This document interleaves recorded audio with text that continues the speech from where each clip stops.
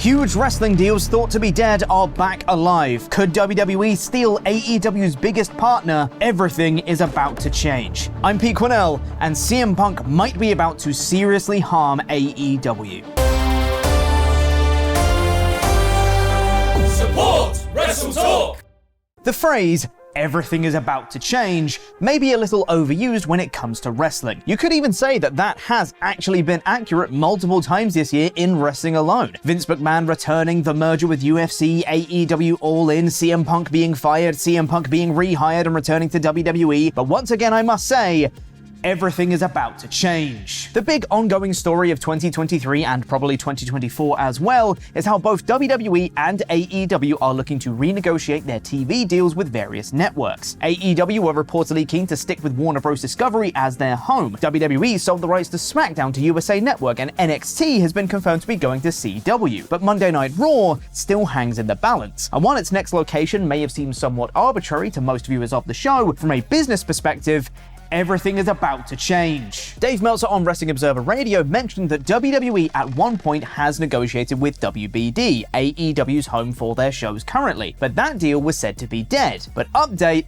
it reportedly isn't. Meltzer noted that WWE and WBD have had another meeting, and that deal that was thought to be dead is now back as an option, and the primary reason, CM Punk. Punk opened up what may have been a shut door. He's a significant player. Considering Punk's staggering effect on the ratings for this week's Raw alone, it makes sense, with the quarter hour for his segment getting a huge spike in viewership. And now Punk has signed to the Raw brand, letting these potential networks for Raw know that Punk could be helping their network every week. This could be part of the reason why it was advertised that CM Punk would be facing Dominic Mysterio at a house show at the Kia Forum in Los Angeles, as Meltzer speculated that WWE would be inviting all those network execs that they're trying to court to that show to show off Punk and the potential ratings they could be bringing. Meltzer noted that the belief is that Raw's network deal would be finalized soon, and with WBD now back as an option, it's so hard to know how this will all play out. But there's a lot more factors than just WBD being interested in Punk. It was also mentioned on Observer Radio that the NXT deal with CW wasn't an exclusive deal, so CW could put other wrestling onto their network if they wanted to. So if a similar deal is struck with WBD, then Dynamite and Raw could live on the same network. But would WBD even want to fork out that much cash for multiple wrestling programs? WWE is apparently looking for $400 million per year for Monday Night Raw. AEW are also looking for a sizable money increase to help them become profitable. With WBD being cash-strapped elsewhere in their business, it's highly unlikely they'll be able to fund both. So if WWE go to WBD, AEW could find themselves without a network going into 2025 and significantly less bargaining power to get a new one. But as Meltzer points out, WBD's highest priority right now isn't actually wrestling, it's the NBA, and how much that ends up costing them will determine their interest in either wrestling show. For what it's worth, AEW President Tony Khan spoke about his company's ongoing discussions with WBD in a media call promoting Ring of Honor's Final Battle. We've had really good talks with Warner Bros. Discovery, had a great visit with them today, and we have a really exciting relationship that has grown a lot over the years and has expanded for AEW. But as many different DC film directors will tell you since Discovery merged with Warner Bros. And David Zaslav became its CEO, the only thing being in really good talks with WBD is a guarantee of is everything is about to change. And now it's time for a word from this video's sponsor. Hey Pete! Hey Ollie. How you doing? I'm doing fine, thank you. Shall I do my ad read now? Are you not going to... Going to what, Pete? Do your acronyms, the new names for the company? Don't be silly, Pete. That was a one-off. A one-off? You've been doing it all year! How could I have been doing it for the whole year? That's so many to come up with. What, like I can just, off the top of my head, say something like Hairy Slapping Brutal Chumps as the new name? That's an HSBC! You're doing it right now, Ollie! Or maybe Attack, Tackle, and Tackle. That's AT&T. It's so forced. All of this is so forced. Or what about Great Enormous Internet Crash Optics? Geico? That's an acronym? Turns out it is, Pete. You just gotta do a little Googling. You've been looking these up? Yes, I have. Like this one. Voluptuous pineapples. Naked. It doesn't make sense. I mean, it spells VPN, but it doesn't make sense. Surfshark VPN is an online tool that keeps you safe wherever you browse by masking your important information, which means you can check sensitive stuff like your bank account even on public Wi-Fi. Surfshark keeps your location and download history private and encrypted, meaning you can send or receive files securely too, like my ongoing spreadsheet of 3-letter acronyms for the company. But on top of that, Surfshark also allows you access to any of 3,200 servers in over 100 countries, allowing you to fool your phone, laptop, or tablet into thinking you're in a different country, meaning you Americans can still get the old WWE network. I love you, superior search function! If you click the link in the description down below or visit surfshark.deals/WrestleTalk, you can get 83% off plus 3 months for free when you use the code WrestleTalk on checkout. That's surfshark.deals/WrestleTalk and use the promo code WrestleTalk for 83% off and 3 months for free. Is it over? Are we done, Ollie?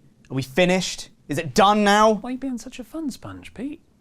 I put a lot of effort into these, constantly annoying you like this. Okay, yeah, you know what? Fine. Maybe I was being a little harsh. It seems fun. Maybe I can give it a go. Yeah, give it a go. Okay, what about Pete's Blancmange sausage? Pete's Blancmange sausage. That's the worst name I've ever heard. That is a ridiculous name, Pete.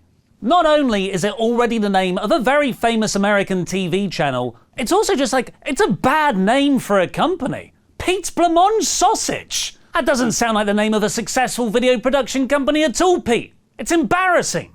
You've embarrassed me. You've embarrassed yourself. You've embarrassed this channel. You know what, Pete? Let's never do this again. That's what I've wanted this whole time. Silence, Pete! From this day forth, there'll be no more 3-letter initialization naming of this company. You've ruined it. I'm Ollie Davis, and it's Thursday. You know what that means. My review of AEW Dynamite Winter is coming in about 5 minutes, because winter just came. There was no time for normal opening credits as Samoa Joe had worked out who the devil was. There was a broken beer bottle at the scene of the crime, and it smelt of Stetsons and disappointment. It can only be Adam Page. Stetsons and disappointment, the new parfum de toilette from Hangman. Hangman Page said, actually, no. He doesn't care about the MJF and Adam Cole bromance, the laser tag, or the whodunit. Joe had a great return line, saying he's not out here as jury, he's already decided. He's the executioner. But just before they came to blows, Roderick Strong interrupted them by yelling, Samoa! Protesting Max is clearly the devil. Hangman hit Strong, leading into their really good opening match, which Page eventually won by taking out the Kingdom on the outside and hitting a Deadeye, a much more targeted finisher to Roddy's neck, actually quite vulnerable. This is amongst the coolest the Hangman has ever looked. I loved this whole opening Max first segment, which has created such intrigue and 3-dimensional characters it can sustain itself even without MJF there. Next up came the night's first Continental Classic match, Brody King versus Andrade. Wait a second, you're not gold! You're blue, dabba deba da die. The first blue dabba deba da die match on Dynamite was really decent, a steadily building one that reminded me of Andrade's NXT title main event matches. It was just missing a tiny Zelina Vega hitting Hurricanranas off the ring apron. The finish was superb, as Andrade exposed a bit of the top turnbuckle and reversed a Brody superplex attempt into a DDT onto it. Andrade capitalized by hitting an El Idolo DDT for the win. The advertised in advance Von Erich's appearance was just a backstage segment to set up Kevin's kids teaming with Orange Cassidy on Rampage. I got so excited when Kenny Omega's music hit. And then Excalibur said, next we'll hear from the Golden Jets. I remember Chris Jericho is teaming with him and I got sad. But in the interest of fairness, Omega was also pretty bad in this segment. Kenny has quite an informal way of cutting promos, which work great in the rambling post-show speeches in New Japan, where not many people in the audience speak English, or the campy insider patter of being the elite. But that style doesn't always translate to in-ring. It meant that his little asides, while good, like calling Chris's leather waistcoat a Jericho, sometimes spoke over the other people in the segment and fell a little flat. Talking of falling flat segue. Oh no. Oh dear. This was all to set up the Golden Jets versus Big Bill and Ricky Starks, the tag champions who are so good they don't even have a team name. So Jericho tried to give them one.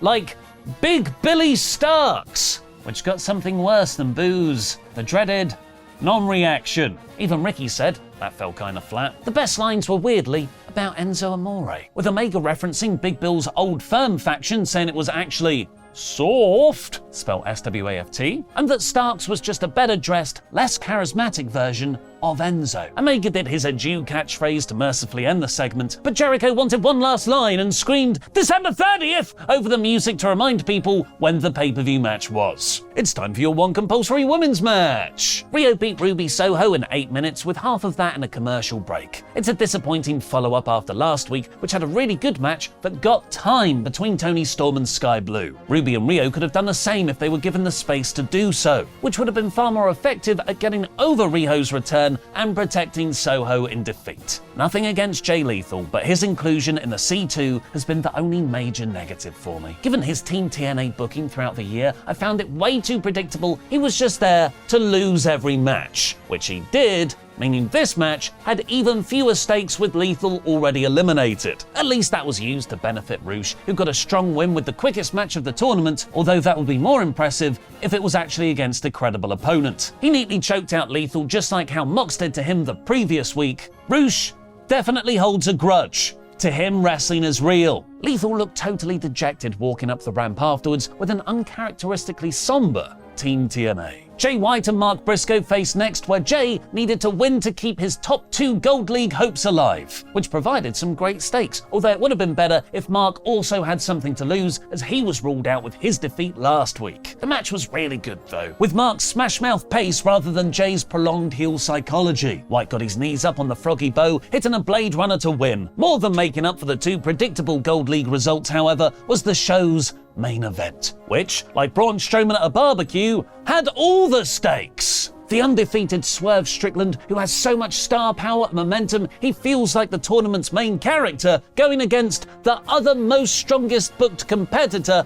the also undefeated Jon Moxley. And for me, there was another shared stat: their Texas Deathmatch encounters with Hangman Page this year, haunting everything they've done since, like a beer-drinking ghost. The crowd recognized the occasion and rose to it themselves, giving the match rapturous chanting before they'd even locked up. They were behind both guys, but mostly Swerve, so Mox worked a little bit more heel, targeting Strickland's taped-up right shoulder, another mark from the Hangman. Mox even went for the heel count-out victory at one point before revealing it was a trap, hitting the stomp just before the 15-minute time call. He transitioned into a choke, an armbar, but Swerve got to the ropes. In frustration, Mox got a chair, a lapse of judgment that let Swerve get back on top, hitting a stomp outside and in for Mox to shockingly kick out. Swerve went for the JML driver, but Mox countered with a cover for the referee to count the pin, even though Strickland's left shoulder was clearly off the mat. Taz immediately called that out, meaning it could be intentional to protect Strickland. While we all wanted him to win, and maybe he should have, this doesn't end Swerve in the tournament. AEW can now book him in an even more babyface comeback story way, with a very tense final week that will see Mox versus White and Roosh versus Swerve, where Strickland